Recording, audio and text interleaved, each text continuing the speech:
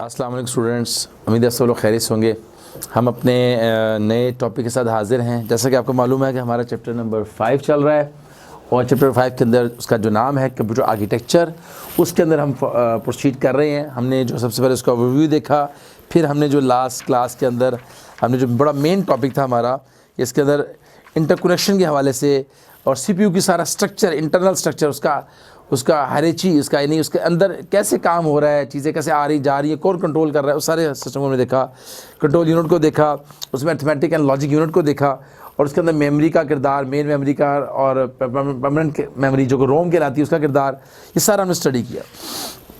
आज का हमारा जो चैप्टर है वो इससे अगला स्टेप है कि जो हमारा कंट्रोल यूनिट है, यानी हमारा प्रोसेसर और उसके अंदर जो कंट्रोल यूनिट है और अर्थमेटिक लॉजिक यूनिट है और मेमोरी है और इनपुट आउटपुट डिवाइसेस है, ये आपस में लिंक कैसे करते हैं, ये आपस में किस तरह से जुड़े हुए हैं, यानी आपस में इनका आपस में जो ताल्लुक है, बस इंटरकनेक्शन, आपस में तारों के जरिए से जो आपस में जो राब्ता है, जो डाटा आ रहा है और जा रहा है और किन वायर के जरिए से और कैसे हो रहा है, उसको हम डिटेल से आज स्टडी करें। ये टॉपिक है 5.1 और ये है बस इंटरकनेक्शन। ये नेक्स्ट टॉपिक है हमारा जी।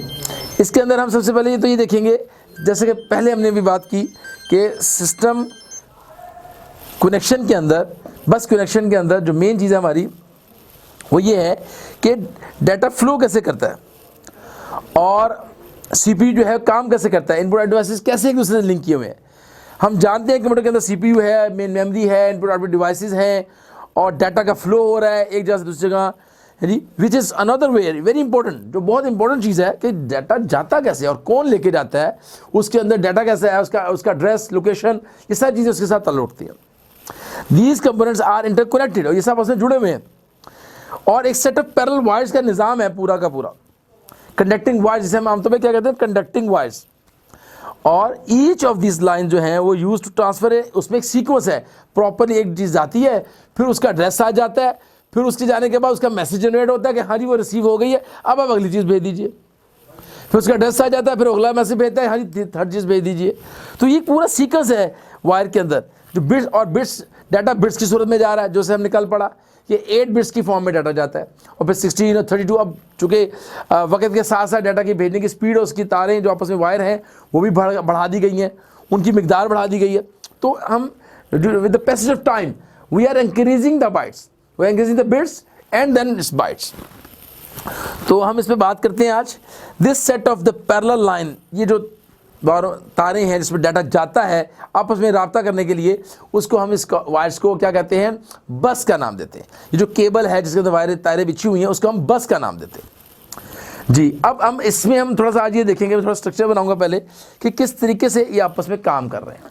उसके अंदर हम वही चीज़ टॉपिक दोबारा पढ़ेंगे जब डाटा बस, कंट्रोल बस और एड्रेस बस को जब हम पढ़ेंगे तो हम उसकी डिटेल देखेंगे कैसे आपस में काम करते हैं। उससे पहले हम उसके स्ट्रक्चर को देखेंगे, कौन सी चीज़ कहाँ कैसे होकर जा रही है। थोड़ा इसको अरेंज कर लेते हैं ताकि यहां से हमें पूरा एरिया मिले काम करने का जी। हम सबसे पहले बात करेंगे कंट्रोल यूनिट की। यहां पर कंट्रोल यूनिट है और यहां पर ये मेमोरी है जो हमने नीचे बनाई थी, आज मैं साइड में बना रहा हूं उसको। और यहां पे हमारा माइक्रो प्रोसेसर है जो उसके दो हिस्से हैं, ये एक कंट्रोल यूनिट है CU और ये हमारा है अर्थमेटिक एंड लॉजिक यूनिट, मैं शॉर्ट लिख रहा हूं ALU। और ये प्रोसेसर के दो हिस्से हैं, प्रोसेसर, माइक्रो प्रोसेसर लिख देता हूं, किताब में माइक्रो प्रोसेसर लिखा हुआ है तो मैं वो लिख रहा हूं जी। अब ये 3 चीज जगह हमारे पास आ गई हैं जहां से डाटा ने जाना है। इधर मेमोरी के अंदर मेन किरदार मेमोरी का है, आपको पहले भी बताया है कि मेन किरदार मेमोरी के साथ हर चीज का लिंक है।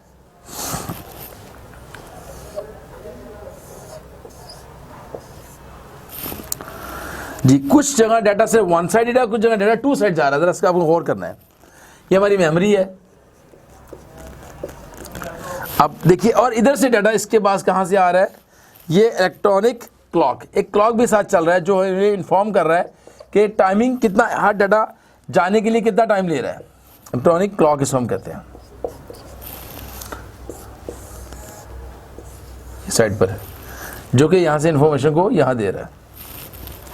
क्लॉक पल्स की सूरत में इसको कहते हैं क्लॉक पल्स, क्लॉक पल्स जी ये है डायग्राम जिसमें आप देख रहे हैं कंट्रोल यूनिट से डेटा मेमोरी में जाता है, प्रोसेसर भी डेटा मेमोरी को भेजता है और मेमोरी फिर इसको अरिथमेटिक एंड लॉजिक यूनिट के पास भेजती है उसको सॉल्व करवाने के लिए।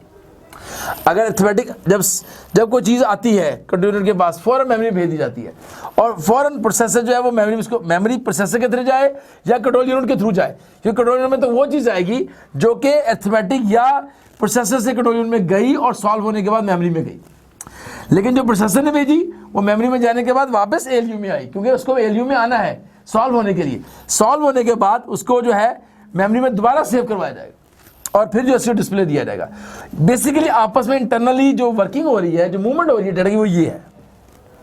कंट्रोल यूनिट से डेटा मेमोरी में जाता है, प्रोसेसर से डेटा मेमोरी में जाता है और एएलयू में आ रहा है और जा रहा है और इधर से क्लॉक पल्स जनरेट हो रही है कि डाटा कितनी स्पीड में काम कर रहा है। जितना टाइम लेता है उतनी क्लॉक पल्स पैदा होती है, 1 सेकंड की पल्स है, हाफ सेकंड की पल्स है, सब डिटेल बता दी जाती है। अच्छा जी, ये थी जी हमारी डायग्राम। इसको हम देखते हैं। Generally a computer has more than one बस। बिल्कुल सही बात है, हमारे पास बहुत सारी बसेस हैं, एक बस नहीं है, ठीक है, जो आपस में इंटरकनेक्टेड है। और ये जो है bus is the main component of, ये हमारे सिस्टम का जो सिस्टम बस है इसका मेन हिस्सा है। ये हमारा मेन स्ट्रक्चर है सिस्टम बसेस का। ये सब बसेस हैं, ये भी बसेस हैं, ये भी बसेस हैं, ये भी बसेस हैं और ये भी बस है जो आपस में लिंक करवा रही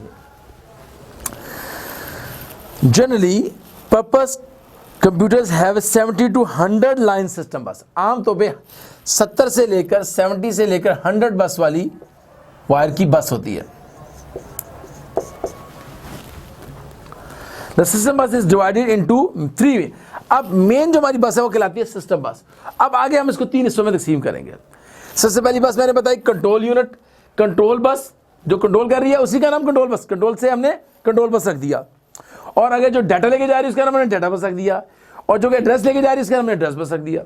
अब हम कंट्रोल बस जो कि मेन हमारी बस है, जो कि सब के मामलात को डील करती है, हैंडल करती है, कंट्रोल करती है, कितना डाटा जाना है, किसके बाद किसने जाना है, फिर किसने जाना है और कितना डाटा में अगर प्रॉब्लम आई है, स्टक हुआ है तो कितना देर बाद डिले करके इसको दोबारा भेजना है।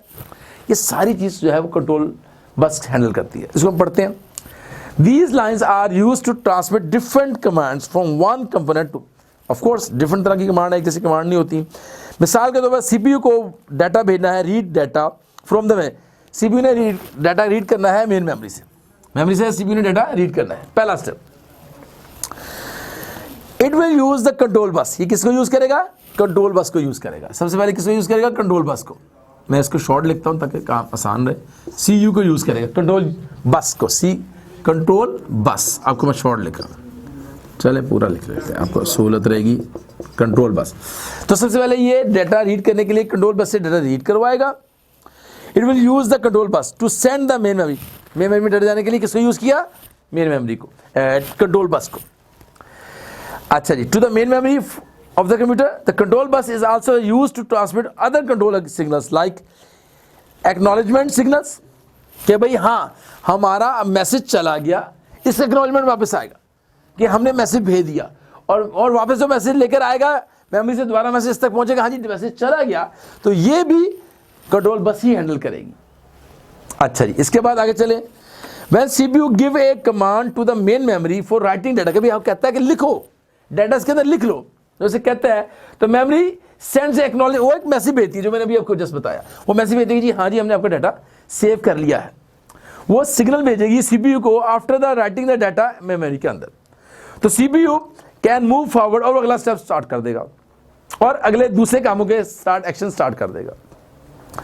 ए few commonly use commands and their purpose are given. ये कुछ कमांड है जो कि दिए हुए नीचे। मेमोरी राइट कैसे की जाती है, मेमोरी रीड कैसे की जाती है, इनपुट आउटपुट के अंदर राइट कैसे करवाया जाता है, इनपुट आउटपुट रीड कैसे करता है, बस का रिक्वेस्ट कैसे भेज जाती है, बस ग्रांट कैसे देता है, इजाजत कैसे देता है, और ट्रांसफर एक्नॉलेजमेंट जो हमने नीचे लिखा है आस्क, जिसके बारे में बात करते हैं, एक्नॉलेजमेंट कैसे जनरेट होता है। मेमोरी राइट, सबसे पहले हम देखते हैं मेमोरी राइट कैसे की जाती है। ये स्ट्रक्चर आई होप कि आपको समझ आ गया होगा। मैं इसको अरेज कर रहा हूँ, ये बुक में भी दिया हुआ है। ये अगर आप अच्छी तरह एक दफ़ा समझ लेंगे तो इंशाल्लाह आपको दिक्कत नहीं होगी, टॉपिक याद करना आपके लिए आसान हो जाएगा। जी, अब है मेमोरी राइट कैसे करती है। मेमोरी राइट, मैं हेड्स यहाँ पे लिख रहा हूँ, आप इसको टॉपिक को रीड कर लेंगे, आप समझ जाएंगे। मेमोरी राइट नंबर 1 जी, the command is use to write some data to given location in the main memory. जब हम कमांड भेजते हैं तो वो मेन मेमोरी में रिटर्न करने के लिए कि ये कमांड है डाटा को राइट करना, उसमें लिखवाना, फिर है रीड करना। इसी तरीके से हम कमांड भेजते हैं कंट्रोल यूनिट को भी रीड करो वहां से डाटा। तो this command is use to read some data from the given location memory के अंदर। ये भी मेमोरी के अंदर लिखना और रीड करना, दोनों बातें इसके अंदर हुई। इसको हम लिखे रीड मेमोरी कर ले या मेमोरी रीड कर ले, एक ही बात है। मेमोरी से रीड करना और मेमोरी से लिखवाना मेमोरी के अंदर। नंबर 2 तीसरा स्टेप जी, इनपुट आउटपुट में। इनपुट आउटपुट डिवाइस क्या है आपको पता है, हमारे कीबोर्ड, हमारे माउस, हमारा स्कैनर, हमारा प्रिंटर, ये सब इनपुट आउटपुट डिवाइस। इनपुट वो सारे हैं कीबोर्ड, माउस और हमारा बारकोड रीडर और हमारा स्कैनर, ये इनपुट में आ जाते हैं। प्रिंटर और प्लॉटर और हमारा स्पीकर, ये हमारे आउटपुट डिवाइस के अंदर। तो दोनों को इकट्ठा बोलते हैं इनपुट आउट के अंदर राइट करवाना, इनपुट आउटपुट में राइट करवाना डाटा को, और इनपुट आउटपुट के अंदर रीड करवाना, इनपुट आउटपुट रीड, ये दोनों काम है इसके। तो this command used to give write some data to given output devices. जब हम डिस्प्ले करवाते हैं तो ये डाटा बस लेके जाते, ये कंट्रोल बस के जरिए से उधर भिजवाया जाता है, और उसके अंदर कुछ डाटा होता है और उसका कुछ एड्रेस होता है जो डिस्प्ले पे आउटपुट पे जाके दिखा देता है। इसी तरह वहां से रीड करता है। जब आप टाइप करते हैं तो रीड कौन कर रहा होता है, इनपुट आउटपुट डिवाइसेस, किसके जरिए से, वही बस के जरिए से हमारे पास डाटा इन्फॉर्मेशन आ रही होती है। अब अगला है बस की रिक्वेस्ट क्या है, बस रिक्वेस्ट। बस रिक्वेस्ट कैसे भेजता है, बस रिक्वेस्ट जी, इसको भी देखते हैं। बस रिक्वेस्ट है, this command is used to request for a control on the bus so that the requesting devices can use it to transmit data. अब देखिए हम रिक्वेस्ट करेंगे तो जगह खाली करेगा हमारे लिए। जब हम रिक्वेस्ट भेजते हैं तो जगह खाली नहीं होती तो वो वेट करवाता है। अगर जगह खाली होती है फौरन कहता है जी आप अपना काम स्टार्ट कर दे, तो हम अपना काम स्टार्ट कर देते हैं। तो जो रिक्वेस्ट है ये जगह बनाने के लिए, अपने काम को करवाने के लिए, अवेल करने के लिए की जाती है। आगे जी बस ग्रांट। अब आपको बस को जब हम जगह की रिक्वेस्ट करते हैं तो हमें ग्रांट दी जाती है, हमें कहा जाता है जी हाँ जी काम कर लें, तो वो रिक्वेस्ट भेजी जाती है वो उसको। This command is used by bus controller to indicate the grant of the bus is to device, कि हाँ जी हमने इसको ग्रांट दे दिया, अब आप काम स्टार्ट कर दें। और लास्ट है जी ट्रांसफर आस्क क्या है, this command is used by the bus controller to indicate the grant of the bus to device, कि जी हमने ग्रांट तो दे दी, अब हम इसको डाटा को ट्रांसफर भी शुरू कर रहे हैं। This command is used by the bus controller to indicate the grant of the bus to a device. ये असल में ये है कि एक्नॉलेजमेंट दे दी है, हाँ जी अब डाटा उसके अंदर मूव कर रहा है। जैसे हमने इसमें कहा था कि सिग्नल जनरेट होते हैं कंट्रोल बस के अंदर टू एक्नॉलेजमेंट सिग्नल, कि हाँ जी अब आप अगला सिग्नल भेज दीजिए। ये तो था जी ये जो कमांड्स हम यूज़ करते हैं कंट्रोल बस के अंदर, डाटा बस में।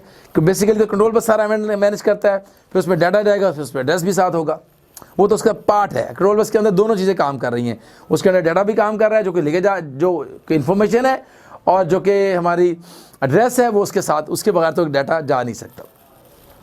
अब हम बात करेंगे उसके इनके अंदर डाटा बस कैसे काम करती है, कंट्रोल यूनिट के अंदर डाटा बस कैसे काम कर रही है। ऑन द सिस्टम बस देखिए आमतौर पे 32 या आमतौर सिस्टम बस के अंदर 32 या 64 लाइंस होती हैं। कितनी है जी सिस्टम बस के अंदर, 32 या 64 लाइंस होती हैं। आर रिजर्व टू ट्रांसफर, ये 64 लाइन तक रिजर्व रखी जाती है डाटा को ट्रांसफर करने के लिए फ्रॉम वन कनेक्ट से, एक पार्ट से दूसरे पार्ट तक। These lines are commonly known as the data bus, क्योंकि इसके से डाटा जाना है। जैसे मैंने आपको मिसाल पहले भी दी थी, जैसे कि हमारी मोटरवे है, जितनी बड़ी मोटरवे है, जितनी लाइन, 4 लाइन इधर है, 4 डाटा इधर से जा रहे हैं, 4 डाटा उधर से, 4 बस इधर से जा रही है, 4 बस इधर से आ रही है। तो जितनी इसमें कितनी लाइन है, 32 या 64 लाइन है जो कि बिछाई गई हैं डाटा की ट्रांसफर के लिए। 64 लाइन डाटा जो है can transfer 64 bits of data simultaneously, एक वक्त में 64 डाटा जा सकते हैं। So it's not difficult to see that width of the data bus has a direct impact on the performance। अब देखिए जहाँ 32 गाड़ियाँ गुजर रही थी वहाँ 64 गाड़ियाँ गुजरी, तो स्पीड बढ़ गई कि ना बढ़ गई। इसी तरह डाटा की स्पीड बढ़ जाती, जितनी ज़्यादा लाइन्स होगी उतनी डाटा ट्रांसफर करेगा, उतनी स्पीड बढ़ जाएगी हमारे सिस्टम की। ये था जी डाटा बस। आगे है, अब हम देखते हैं आगे है हमारा जो टॉपिक हम पहले पढ़ चुके हैं, इनके बारे में आइडिया हम लिया हुआ है। एड्रेस बस क्या है, एड्रेस बस, एड्रेस बस इसकी मिसाल भी मैंने आपको दी थी कि जिस तरह कोई भी हमारे घर में जो लेटर आता है वो हमारे घर के नंबर पे आता है, किसी और घर तो एड्रेस लिखा होता है तो घर के नंबर पे एड्रेस पे लेटर पहुंचता है। उसमें कुछ डाटा होता है, हम लेटर को पढ़ते हैं, उसमें इन्फॉर्मेशन होती है किसी के बारे में, कोई खुशी की गमी की खबर होती है। इसी तरह उसके ऊपर जो एड्रेस लिखा जाता है वो एड्रेस की बुनियाद पर वो लेटर वो एनवेलप हम तक पहुँचता है, वो कोरियर हमें लेकर आता है। इस एड्रेस हमें बताता है हमने कहाँ जाना है। As we know that many components are connected to one another through the system, so it's important to assign a unique ID. यहाँ हम क्या देंगे एड्रेस की जगह? यूनिक क्या करेंगे? ID देंगे उसको। क्या देंगे जिसको? यूनिक ID नंबर देंगे। To each component, this ID is called the address of the component. ये इसका एड्रेस है। When a computer components want to communicate with another, it use a few of the system bus lines to specify the destination component. कुछ लाइनें उनमें से सिर्फ address के लिए, अगर मैं 64 लाइन है एक हमारी वायर के अंदर, तो हमारी 2 या 3 लाइनें जो है सिर्फ एड्रेस के लिए लोकेट कर दी जाती हैं, जो उसमें एड्रेस उनके साथ साथ एड्रेस भी साथ जा रहा होता है। ये सारा डाटा को लेके जा रहे हैं, लेकिन ये क्या लेके जा रहा है? ये साथ उसका एड्रेस लेके जा रहे हैं। जैसे हमारे एनवेलप के ऊपर एड्रेस लिखा होता है, सेम उसी तरह। Bus line to specify the destination component by using its address. These lines are commonly known as the address bus. इन बस को इस पूरी कंट्रोल सिस्टम बस के अंदर ये जो बस है ये हमारी एड्रेस बस है, जो एड्रेस को लेके जाती है, जो उसी के अंदर होता है, उसी सिस्टम बस के अंदर जहां कंट्रोल बस भी साथ काम कर रही है, डाटा बस भी साथ डाटा भी जा रहा है, साथ ही एड्रेस बस का एड्रेस उन के अंदर एड्रेस भी डाला गया है, और वो एड्रेस बसेस ही हैं जो लेके जा रही हैं और वो साथ जुड़ी कटी है सारी तारें, उनके अंदर एड्रेस बस भी साथ ही है। Not only the address is used to identify different components, no, उसी के अंदर system bus, but it is also used to specify different memory location. Bus में ये होता है कि इसकी मेमोरी अलग से लोकेट की जाती है कि भाई ये सिस्टम बस की लोकेशन है और ये एड्रेस बस की लोकेशन है, इस तरह उसकी लोकेशन एड्रेस से डिफाइन कर दी जाती है। For example, if the CPU wants to write some data, CPU कुछ डाटा लिखना चाहता है और लोकेशन है उसकी, लोकेशन है 9872 के ऊपर कोई एड्रेस लिखना चाहता है। इन द मेन मेमोरी के अंदर it place the address of the main memory and location. वो क्या करेगा? उसके लिए एड्रेस भी डालेगा और डाटा भी डालेगा। तो वो लिखेगा 9872 ऑन द एड्रेस बस। क्या लिखेगा? ये एड्रेस की जगह पे क्या आ जाएगा? 9872, क्योंकि यही उसका एड्रेस है, ये एड्रेस बस बन जाएगी, यही उसका एड्रेस बन जाएगा जी। when the main memory see the address on the address bus, it read the data from the data bus and write it to the, अब चूंकि उसका एड्रेस यहाँ पर 9872 है तो यहाँ भी उस एड्रेस की लोकेशन जो आपने लिखी थी वो यहाँ मौजूद है। हमें पता है कि ये लोकेशन है इस डाटा की, इस डाटा बस का जो एड्रेस है इसकी लोकेशन ये है, तो वो ये 9872 यहाँ लिख दिया जाएगा, जहाँ उसकी लोकेशन वहाँ जाके उसको वहाँ लिख दिया जाएगा, वो खास स्पेसिफाइड लोकेशन के ऊपर जाके वो पेस्ट हो जाएगा with in the main memory. उम्मीद आपको बात समझ आ रही होगी कि डाटा जो आया उसका एक लोकेशन थी, उसका एड्रेस था, और एड्रेस के साथ अंदर डाटा था, एड्रेस को उसी एड्रेस के ऊपर जाके हमारी जो मेन मेमोरी का जो 9872 एड्रेस है उसके अंदर जाके रख दिया जाएगा, और ये इसकी लोकेशन थी, यहाँ की उसने कहा था, हमने वहाँ जाके उसको रख दिया जी। As the number of the components connected to the system bus increase, more components will be trying to use the system bus. अब देखिए हमारा डाटा अगर ज़्यादा होगा तो बहुत सारे एड्रेस हमारे जनरेट होंगे, 9871 भी होगा और 9870 भी होगा। अब जो डाटा बढ़ता जाएगा ये सब लोकेशंस बढ़ती जाएंगी, ये एड्रेसेस वहाँ जाके डाटा लिखते जाएंगे। This will slow down the computer as components will have to wait longer to get access to the bus. अब चूंकि जब काम ज़्यादा हो रहा है तो रोड पर ट्रैफिक बढ़ गई है, अब रोड पर ट्रैफिक बढ़ गई है, जहाँ एक गाड़ी थी वहाँ 2 गाड़ियाँ हो गई हैं, वहाँ 4 गाड़ियाँ हो गई हैं। अब इस रोड पर ट्रैफिक बढ़ गई है, पहले सिर्फ एक बस डेड थी जी, और यहाँ अब कितनी है? 3। अब इसकी फास्टेस्ट स्पीड थी, इसकी और स्लो हुई और इसकी और स्लो हो गई। तो जो ट्रैफिक बढ़ती जाएगी डाटा स्लो होता जाएगा। इसलिए जब अब डेस्कटॉप के ऊपर डाटा ज़्यादा रख देते हैं, सी ड्राइव में डाटा ज़्यादा घुसा देते हैं, तो उसके बाद अब सब स्लो हो जाता है, फिर अब क्लीन करते हैं, डिलीट करते हैं, दोबारा विंडो करते हैं, सिस्टम फिर दोबारा से अपडेट हो जाता है। तो डाटा जितना बढ़ता जाएगा उतना लोड बढ़ता जाएगा जी। This will slow down the computer to components will have to wait longer to get access to the बस।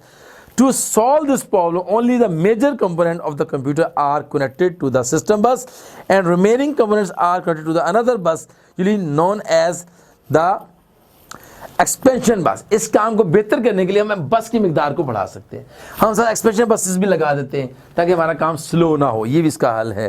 द एक्सपेंशन है bus is connected to the system bus, और इसको हम यूँ आपको दिखा भी देते हैं। हम अगर आप देखना चाहें कि हम स्पीड को कैसे बढ़ाते हैं, अगर बसेस में डाटा ज़्यादा आ जाए तो हम हार्डवेयर फिजिकली हार्डवेयर वाइज इसको हम कैसे इस मसले को हल कर सकते हैं। तो उसमें हम क्या करते हैं कि जहाँ पर हमारे पास CPU था इधर, और यहाँ पर हमारे पास ALU था, ये प्रोसेसर के पार्ट्स में बना रहा हूँ, ठीक है जी, और यहाँ और इसके यहाँ रजिस्टर है इसका, और ये जो कि काम आपस में जो हो रहा था वो स्लो हो गया था डाटा की ज़्यादा मूवमेंट की वजह से। तो हम क्या करते हैं कि इसको हम साथ एक एक्सपेंशन बस लगा देते हैं यहाँ से, इसे कहते हैं एक्सपेंशन बस, जो हमारे डाटा को और यानी एक और नया रोड बना देते हैं उसके ऊपर, जो एक्सपेंशन स्लॉट भी कहलाती। यहाँ से एक बस हम निकालते हैं जो कि यहाँ से डाटा को लेके आ जाती है, जो कि आपस में लिंक करने में जो मुश्किल आ रही थी उसका सोल्यूशन हो जाता है। जो डाटा यहाँ जा रहा था उसके अंदर हमने एक और बस बना के इनकी मूवमेंट यहाँ से करवा दी, और यहाँ पे थी मेन मेमोरी, यानी एक अलग से रोड बना देना, उसे क्या कहलाता है एक्सपेंशन बस। ये हमारी मेन मेमोरी है जहाँ पे डाटा आ रहा था जा रहा था, तो हमने वहाँ पर एक और एक्सपेंशन दे दी साथ। मेन मेमोरी के अंदर भी दे सकते हैं, बल्कि इसे मेन मेमोरी के अंदर ही हम रखें क्योंकि हमें ज़्यादातर हमारा मामला मेन मेमोरी के साथ ही तो आता है, तो हम इसको मेन मेमोरी के अंदर शो कर देते हैं। जी ये है जी टॉपिक था जी हमारा, the expansion is bus is connected to the system bus, और दिस शोन बिलो। ये था जी हमारा टॉपिक है कैसे बसेस कैसे काम कर रही हैं, उनकी डाटा ले जाने की सलाहियत क्या है, उनका डाटा कैसा होता है, उनका एड्रेस कैसा होता है, एड्रेस कैसे रखा जाता है, और कंट्रोल बस कैसे काम कर रही है। ये सारा का सारा स्ट्रक्चर हमने इसमें पढ़ा। ये था जी हमारा टॉपिक 5.1। उम्मीद आप सब लोगों को समझ आया होगा। हमें नेक्स्ट टॉपिक तक के लिए इजाज़त दीजिए, और उसमें कोई भी फीडबैक हो बेहतरी के लिए आप हमें गाइड कर सकते हैं। आपका बहुत शुक्रिया। अल्लाह ताला आपका हामी नासिर हो। अल्लाह हाफिज़।